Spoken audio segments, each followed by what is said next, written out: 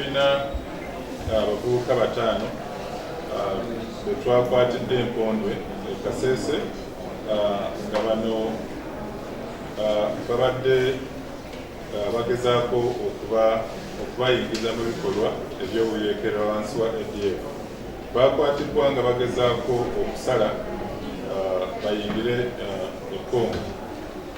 Abavubuka bano babadde bakulemberwa Mvubuka Nsubuga Yasin w'emyaka 3. Ono makanika Nateeta mu Lubaga Division era abadde atambula ne mutabani we w'emyaka 4 basobole okusala bayingire ekitundu kya DRC.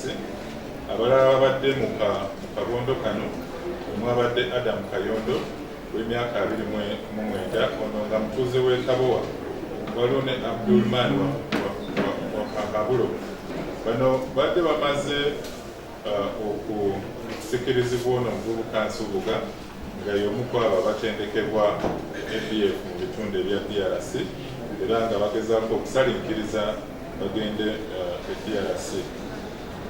Already okunoonyeza kukyagenda mu maaso naye nga Nsubuga alaga nti yali azze okukubira Dr. Kizza Besigye akalulu